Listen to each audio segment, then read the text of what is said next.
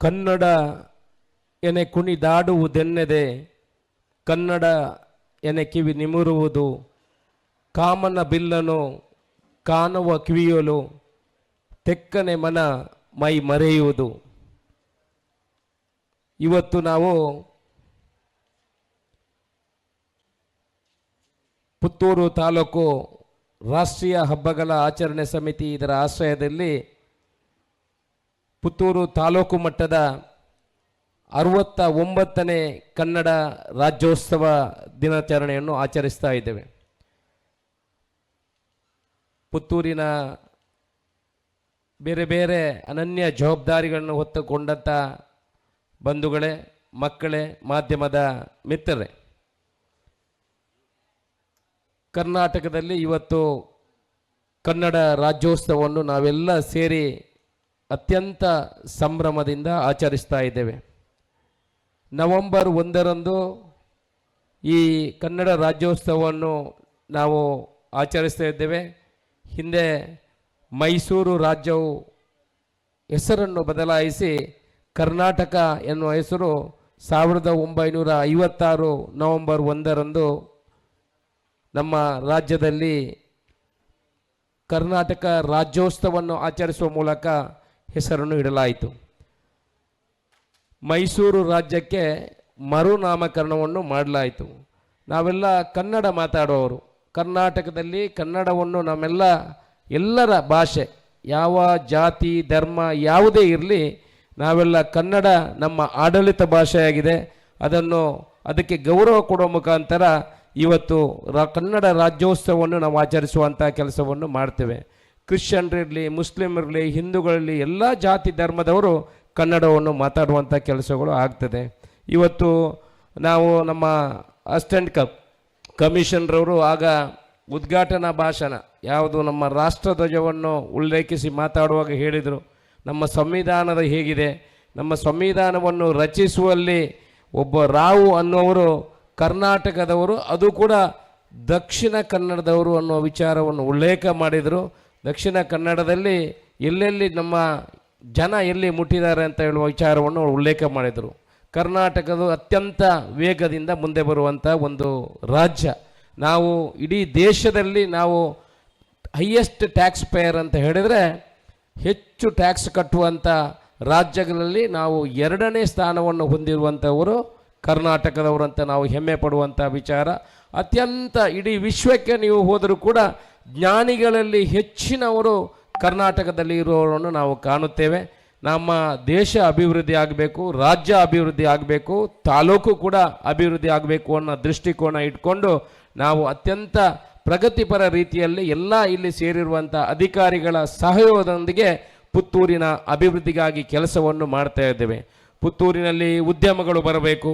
ಇವಾಗಲೇ ಪುತ್ತೂರಿನಲ್ಲಿ 1476 ಕೋಟಿ ರೂಪಾಯಿ ಅನುದಾನವನ್ನು ಮೊದಲನೇ ವರ್ಷದಲ್ಲಿ ತರುವಂಥ ಕೆಲಸ ನಮ್ಮಿಂದ ಆಗಿದೆ. ಅದರಲ್ಲಿ ಕುಡಿಯುವ ನೀರಿಗೆ 1010 ಕೋಟಿ ರೂಪಾಯಿ ಅನುದಾನವು ಬಂದು ಈಗಲೇ ಕಾಮಗಾರಿಯು ಕೂಡ ಆರಂಭವಾಗಿದೆ. ಮುಂದಿನ ದಿವಸಗಳಲ್ಲಿ ಕರ್ನಾಟಕದ ಮುಖ್ಯಮಂತ್ರಿಯವರು ಇದಕ್ಕೆ ಶಿಲಾನ್ಯಾಸವನ್ನು ಮಾಡಲಿಕ್ಕೆ ಇದ್ದಾರೆ. ಹಂತ ಹಂತವಾಗಿ ಉದ್ಯಮಗಳು ಕೂಡ ನಮ್ಮ ಪುತ್ತೂರಿಗೆ ಬರಬೇಕಂತ ಪರಿಕಲ್ಪನೆ ನಮ್ಮ ಮನಸ್ಸಿನಲ್ಲಿದೆ. ಇವತ್ತು KMFಗೆ 15 ಎಕರೆ ಜಾಗವನ್ನು ಕೊಟ್ಟು ಸುಮಾರು 170 ಕೋಟಿ ರೂಪಾಯಿ ಈಗಲೇ ಮಂಜೂರಾಗಿದೆ.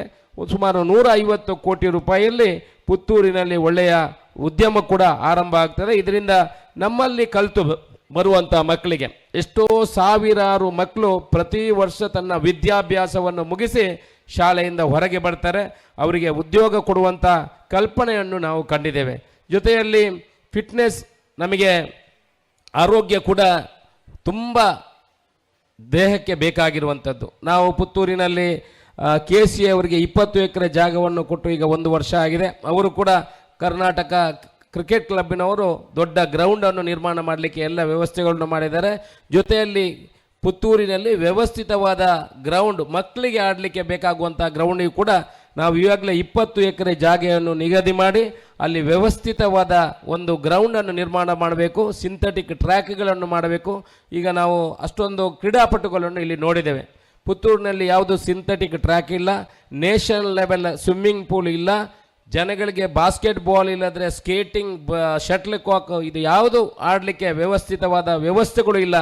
ಈಗ ತಾನೇ ಅದಕ್ಕೂ ಕೂಡ ಬೇಕಾಗುವಂಥ ವ್ಯವಸ್ಥೆಗಳನ್ನು ಮಾಡಿ ಮುಂದಿನ ದಿವಸಗಳಲ್ಲಿ ಒಳ್ಳೆಯ ರೀತಿಯ ಗ್ರೌಂಡ್ಗಳನ್ನು ಕೂಡ ನಿರ್ಮಾಣ ಮಾಡುವಂಥ ವ್ಯವಸ್ಥೆಗಳನ್ನು ನಾವು ಅದಕ್ಕೆ ಬೇಕಾಗುವಂಥ ಕೆಲಸಗಳನ್ನು ಅಧಿಕಾರಿಗಳ ಜೊತೆ ಮಾಡುವಂಥ ಕೆಲಸವನ್ನು ಮಾಡ್ತೇವೆ. ಆಯುಷ್ಮಾನಲ್ಲಿ ಆಯುರ್ವೇದಿಕ ಹಾಸ್ಪಿಟ್ಲಿಗೆ ಕೂಡ 1.5 ಎಕರೆ ಜಾಗವನ್ನು ನಿಗದಿ ಮಾಡಿ ಅದರಲ್ಲೂ ಸುಮಾರು 15 ಕೋಟಿ ರೂಪಾಯಿಯಲ್ಲಿ ಅದನ್ನು ಕೂಡ ಮಾಡುವಂಥ ಕೆಲಸವನ್ನು ಮಾಡ್ತಾ ಇದ್ದೇವೆ. ಇಲ್ಲಿ RTO ಏನು ಲೈಸೆನ್ಸ್ ಕೊಡುವಂಥದ್ದು ಅವರಿಗೂ ಕೂಡ ಒಂದು 6 ಎಕರೆ ಜಾಗವನ್ನು ಕೊಟ್ಟು ಈಗ ಟ್ರಯಲ್ ಕೊಡಲಿಕ್ಕೆ ನಾವು ಯಾರು ಮಂಗಳೂರಿಗೆ ಹೋಗಬೇಕು ಮುಂದಿನ ದಿವಸಗಳಲ್ಲಿ ಪುತ್ತೂರಿಗೆ ಎಲ್ಲರೂ ಇಲ್ಲಿ ಬರುವಂಥ ವ್ಯವಸ್ಥೆಗೆ ಜೋಡಣೆಗಳನ್ನು ಮಾಡ್ತಾ ಇದ್ದೇವೆ. ಮುಂದಿನ ಕಲ್ಪನೆಗಳು ನಮ್ಮ ಹತ್ರ ಇದೆ. ಮುಂದೆ ಮೆಡಿಕಲ್ ಕಾಲೇಜು ನಮಗೆ ಸಿಗುವಂಥದ್ದಾಗಬೇಕು, ಪುತ್ತೂರಿನನ್ನು ಟೂರಿಸಂ ಹಬ್ ಅನ್ನಾಗಿ ಮಾಡಬೇಕು ಕನಸು ಇದೆ ನಮ್ಮ ಹತ್ರ. ನಮಗೆ ಡ್ರೈನೇಜ್ ಸಿಸ್ಟಮ್ಗಳು ಬೇಕು, ಕುಡಿಯುವ ನೀರಿಗೆ ಆದ್ಯತೆ ಕೊಟ್ಟು ಕುದಿಯುವ ನೀರಿನ ವ್ಯವಸ್ಥೆಗಳಿಗೆಲ್ಲ ವ್ಯವಸ್ಥಿತವಾಗಿ ನಡೀತಾ ಇದೆ. ಡ್ರೈನೇಜ್ ಸಿಸ್ಟಮ್ ನಗರ ಮುಂದೆ ಬರೀಬೇಕಿದ್ರೆ ಬೆಳಿಬೇಕಿದ್ರೆ ಡ್ರೈನೇಜ್ ಸಿಸ್ಟಮ್ ಕೂಡ ಬೇಕು. ಇಂಥ ಒಂದು ಬೆಂಚ್ ಮಾರ್ಕುಗಳಂಥ ಯೋಜನೆಗಳು, ರಸ್ತೆಗಳು ಯಾವಾಗಲೂ ಮಾಡ್ತಾರೆ, ಯಾರು ಬಂದರೂ ರಸ್ತೆಗಳು ಬೇರೆ ಬೇರೆ ಕೆಲಸಗಳು ಆಗ್ತದೆ, ಏನು ಬೆಂಚ್ ಮಾರ್ಕ್ ಅಂತಾರೆ ಅಂಥ ಕೆಲಸಗಳನ್ನು ಮಾಡುವ ನಿಟ್ಟಿನಲ್ಲಿ ನಾವೆಲ್ಲ ಜೊತೆಯಲ್ಲಿ ಸೇರಿ ಕೈಗೂಡಿಸಿಕೊಂಡು ಆ ಕೆಲಸವನ್ನು ಮಾಡ್ತಾ ಇದ್ದೇವೆ. ಇವತ್ತು ಕರ್ನಾಟಕ ರಾಜ್ಯದ ನಮ್ಮ ಭಾಷೆ ಕನ್ನಡ ಭಾಷೆ ನಿಮಗೆಲ್ಲ ಗೊತ್ತಿರ್ಬೋದು. ಬೇರೆ ಬೇರೆ ಭಾಷೆಗಳು ಬಂದು ಚಿಕ್ಕ ಚಿಕ್ಕ ಭಾಷೆಗಳನ್ನು, ರಾಜ್ಯ ಭಾಷೆಗಳನ್ನು ಕೂಡ ನುಂಗುವ ಪರಿಸ್ಥಿತಿಯಲ್ಲಿ ನಾವಿದ್ದೇವೆ. ನಮಗೆಲ್ಲ ಇಂಗ್ಲೀಷ್ ಫ್ಯಾನ್ಸಿ ಆಗಿದೆ. ಆದರೆ ಇಂಗ್ಲೀಷನ್ನು ಬಿಡಿ ಅಂತ ನಾನು ಯಾವತ್ತೂ ಎಲ್ಲೂ ಹೇಳುವುದಿಲ್ಲ. ನಮ್ಮ ಭಾಷೆಯ ಜೊತೆ ಮುಂದಿಟ್ಕೊಂಡು ನಾವು ಬಾಕಿ ಭಾಷೆಗಳನ್ನು ಕಲಿಯುವುದು ನಮ್ಮ ಜಾಣತನ ಅನ್ನುವ ವಿಚಾರವನ್ನು ನಿಮ್ಮೆಲ್ಲ ಮುಂದಿಡುತ್ತಾ, ನಿಮಗೆ ಗೊತ್ತಿರ್ಬೋದು ಕೆಲವೆಲ್ಲ ಚಿಕ್ಕ ಚಿಕ್ಕ ಭಾಷೆಗಳು ಈಗ ಹೋಗಿದೆ. ಮನೆಯಲ್ಲಿ ಎಲ್ಲ ಮಕ್ಕಳು ಇಂಗ್ಲೀಷ್ ಮಾತಾಡುವ ಬೇರೆ ಭಾಷೆಗೆ ಮೊರೆ ಹೋಗುವಂಥ ಪರಿಸ್ಥಿತಿಯಲ್ಲಿ ನಾವಿದ್ದೇವೆ. ನಮ್ಮ ಮಕ್ಕಳು ಕನ್ನಡ ಮಾತಾಡುವಾಗ ಅವರಿಗೆ ಓದಲಿಕ್ಕೆ ಗೊತ್ತಿಲ್ಲದಿರುವಂಥ ಪರಿಸ್ಥಿತಿಯಲ್ಲಿ ನಾವಿದ್ದೇವೆ. ಕೆಲವು ಇಂಗ್ಲೀಷ್ ಮೀಡಿಯಮ್ಗೆ ಹೋಗಿರುವಂಥ ಮಕ್ಕಳು ಕನ್ನಡವನ್ನು ಬೋರ್ಡನ್ನು ಓದಲಿಕ್ಕೆ, ತಂದೆ ತಾಯಿ ಹತ್ರ ಮಾತಾಡಲಿಕ್ಕೆ, ಬೇರೆಯವ್ರ ಹತ್ರ ಮಾತಾಡಲಿಕ್ಕೆ ತೊಗಳುವಂಥ, ಅಂದರೆ ಅವರು ಆ ಕಡೆ ಈ ಕಡೆ ಮಾಡುವಂಥ ಪರಿಸ್ಥಿತಿಯಲ್ಲಿ ಅದನ್ನು ಹೆಮ್ಮೆ ಅನ್ನುವ ವಿಚಾರ ನಮ್ಮ ಮನಸ್ಸಿನಲ್ಲಿ ಬರಬಾರ್ದು. ನಾವು ಕನ್ನಡವನ್ನು ಕಲಿಬೇಕು, ನಾವು ಅದರ ಜೊತೆಗೆ ಬಾಕಿ ಭಾಷೆಗಳನ್ನು ಕಲಿಯುವಂಥ ವ್ಯವಸ್ಥೆ ಮುಂದಿನ ದಿವಸಗಳಾಗಬೇಕು. ಅದು ನಮ್ಮ ನಾಡ ಭಾಷೆಗೆ ನಾವು ಗೌರವ ಕೊಡುವಂಥ ಕೆಲಸಗಳು ಮುಂದಿನ ದಿವಸಗಳಲ್ಲಿ ಆಗಬೇಕು ಅನ್ನೋ ಸೂಚನೆಯನ್ನು ನಿಮಗೆಲ್ಲ ಕೊಡುತ್ತಾ, ನಿಮ್ಮ ಭವಿಷ್ಯದ ಮಕ್ಕಳಿದ್ದೀರಿ, ನೀವೆಲ್ಲ ತುಂಬ ಮಕ್ಕಳಿದ್ದೀರಿ, ಬೇಕಾದಷ್ಟು ಜನ ಎಲ್ಲ ಕಡೆಗಳಲ್ಲೂ ನಿಮಗೆ ಅವಕಾಶಗಳಿದೆ. ನೀವು ಒಳ್ಳೆ ಕಲಿಬೇಕು. ಬರೀ ಕಲಿದು ಇಂಜಿನಿಯರು ಡಾಕ್ಟ್ರು ಮಾತ್ರ ಆಗುವುದಲ್ಲ. IAS IPS ಅಂತ ಒಳ್ಳೆ ನಮ್ಮ AC ಅವರಿದ್ದಾರೆ.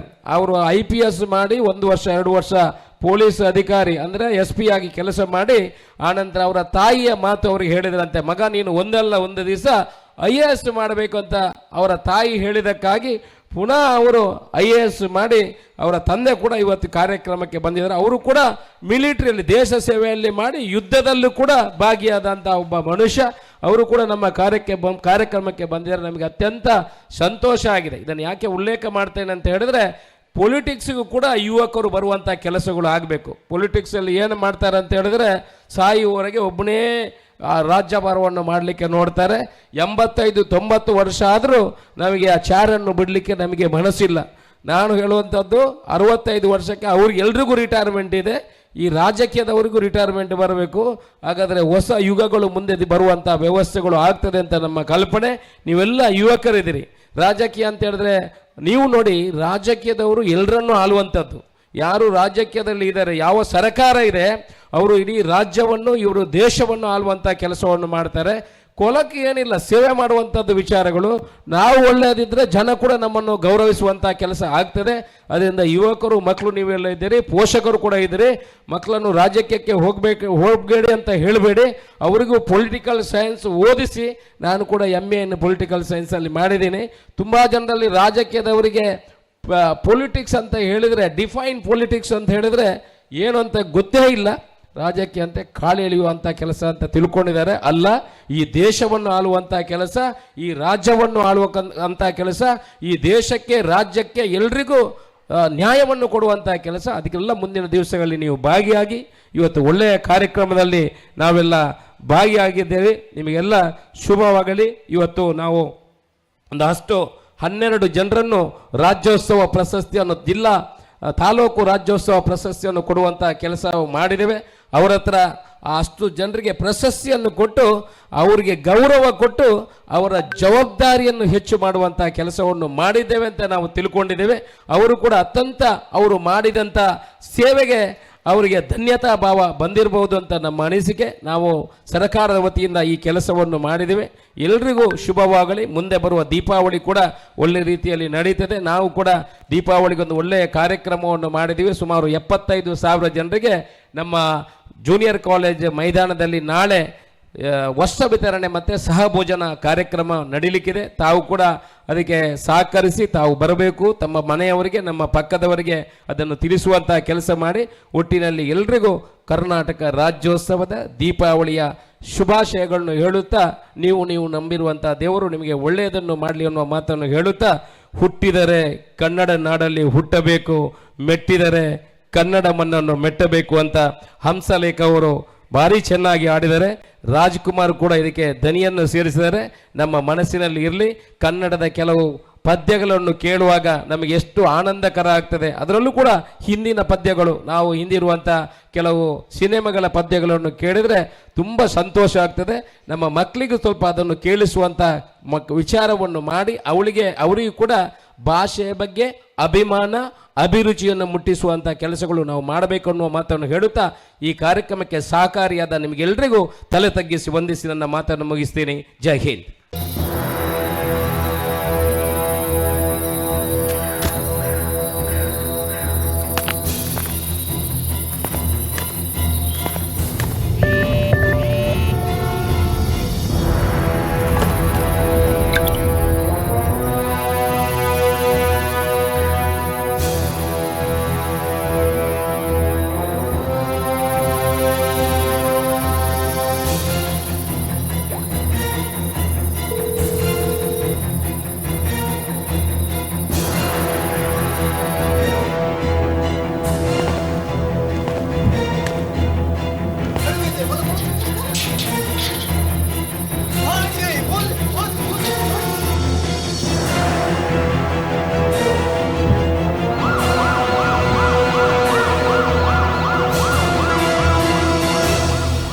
ಸುರಕ್ಷತೆಯ ಚಿಂತೆ ಬಿಟ್ಟು ಬಿಡಿ. ನವೀನ ತಂತ್ರಜ್ಞಾನದ ಸಿಸಿಟಿವಿ ಕ್ಯಾಮೆರಾ ಅಳವಡಿಸಿ. ವಿಸಿಟ್ ಮಾಡಿ tech sparkle, Pinto plaza, APMC road, Puttur, Dakshina Kannada. ಸುದ್ದಿ ಚಾನಲ್, ಕ್ಷಣ ಕ್ಷಣದ ಸುದ್ದಿಗಾಗಿ.